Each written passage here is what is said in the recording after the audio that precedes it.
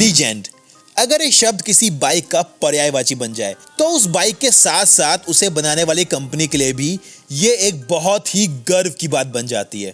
और अगर वो कंपनी भारतीय हो तो अपना सीना 56 इंच से भी ज्यादा चौड़ा हो जाता है। अब कोई भी बाइक लीजेंड बनती है उस पर पैदा हुए भरोसे से, उसे चाहने वाले फॉलोअर्स से। जो भरोसा, फैन फॉलोइंग और क्रेज आज भी बरकरार है भारतीय कंपनी बजाज की लीजेंडरी बाइक पल्सर 220F के लिए। तो इस बाइक में ऐसा क्या था जो ये एक आइकॉनिक लीजेंड बन गई?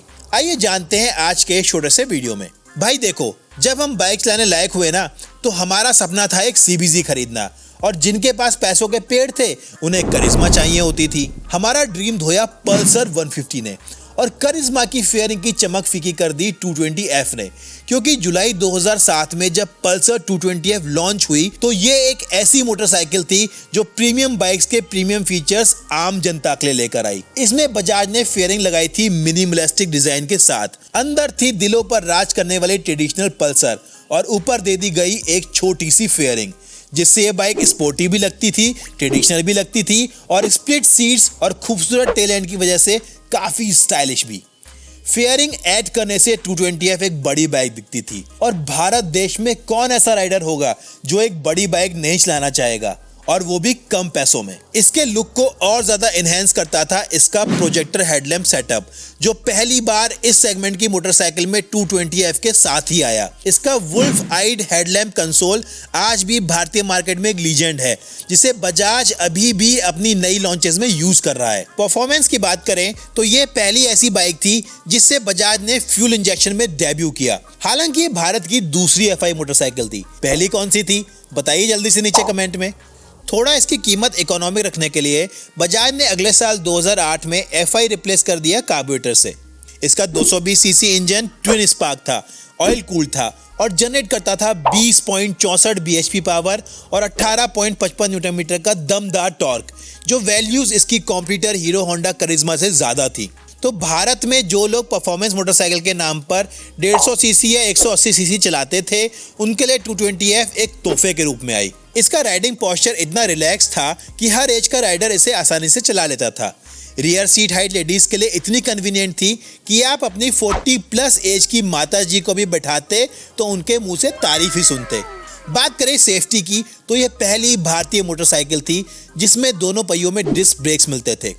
बाद में इसमें सिंगल चैनल ABS भी ऐड कर दिया गया था। अब आता है माइलेज। तो एक 220 सीसी की बाइक होने के बावजूद भी ये 38 से 40 किलोमीटर पर लीटर तक का माइलेज आराम से दे देती थी, और कई लोगों ने इससे 50+ का भी माइलेज अचीव किया है। और हमारे आज के ज़माने के स्कूटर्स हैं जो 40 किलोमीटर पर लीटर का माइलेज भी ढंग से नहीं दे पाते। यहाँ भी एक स्कूटर बदनाम है जो 125 सीसी का है और 40 से भी कम का माइलेज देता है। आप जानते हैं कौन सा स्कूटर है वो? तो दोस्तों, looks, performance, riding, safety, mileage, एक भी ऐसा एरिया नहीं था जहां बजाज ने 220F के बारे में सोचा ना हो, और इसी वजह से लोग इसे इतना पसंद करते थे कि इसके सामने बजाज की 2010 लॉन्च स्ट्रीट फाइटर 220S नहीं चली। 2012 में आई NS 200, वो भी इसकी सेल में डेंट नहीं लगा पाई, और 2014 में आई फुल्ली फेयर्ड RS 200, वो भी इसको हिला नहीं पाई। फिर 2017 में BS4 नॉर्म्स आए, 2019 में थोड़े से कड़े सेफ्टी नॉर्म्स आए जिसमें ABS कंपलसरी कर दिया गया था। इन सब इवेंट से ये बाइक ऐसे निकल गई जैसे मक्खन में गरम छुरी। ऐसा जबरदस्त क्रेज था 220F का। अच्छा चलो ये बताओ, पल्सर का सबसे ज्यादा बिकने वाला वेरिएंट कौन सा है? Obviously Pulsar 150। चलो गैस करो दूसरे नंबर पर बजाज की कौन सी बाइक बिकती होगी? तो दोस्तों, भाइयों, कदरदानों, सालों तक 220F की सेल ऐसी थी कि NS और RS 200 की टोटल सेल भी अकेले 220F के नंबर्स के दूर दूर तक नहीं पहुंच पाती थी। 12 साल के इसके कैरियर में ये एक ऐसी बाइक थी जिसने ना के बराबर कॉस्मेटिक चेंजेस मिले, और मेजर अपडेट्स तो भूल ही जाओ। फिर भी इस आइकॉनिक बाइक ने यामाहा, होंडा और सुजुकी जैसे मेजर प्लेयर्स को हिला के रखा था। राइडर्स ने 140 से ऊपर की टॉप स्पीड निकाली थी इस लीजेंड से। सेमी फेयर थी तो ठोकने पर मेंटेनेंस भी चीप था। R15 या CBR की फेयरिंग तोड़ के तो दिखाओ जरा। फिर आया 220F के लिए बुरा वक्त, और इसके फैंस के लिए बहुत बुरी खबर। बजाज ने लॉन्च की न्यू जनरेशन पल्सर F250, जो बनाई तो 220F की लीगेसी को आगे बढ़ाने के लिए ही थी, मगर इसे थोड़ी सी अजीब डिजाइन दे दी जो 220F के फैंस को अट्रैक्ट नहीं कर पाई। इसीलिए बजाज को 220F को डिसकंटिन्यू करना पड़ा, क्योंकि अगर 220F शोरूम में खड़ी रहती तो आप F250 खरीदते। भले ही बजाज को लोगों के दिल तोड़ने पड़े, मगर नई लॉन्च बाइक्स का फेल होना बजाज अफोर्ड नहीं कर सकती थी। तो इस तरह से हुआ एक लीगेसी का अंत, मगर सिर्फ बजाज की प्रोडक्शन लिस्ट से और भारतीय न्यू मोटरसाइकिल मार्केट से। आपके और हमारे दिलों में 220F हमेशा लीजेंड थी और आपकी डिमांड पर बजाज ने इसे भारतीय मार्केट में दोबारा लॉन्च किया है। अब एक सवाल आपके लिए, आपके हिसाब से 220F लीजेंड थी या नहीं, और थी तो क्यों?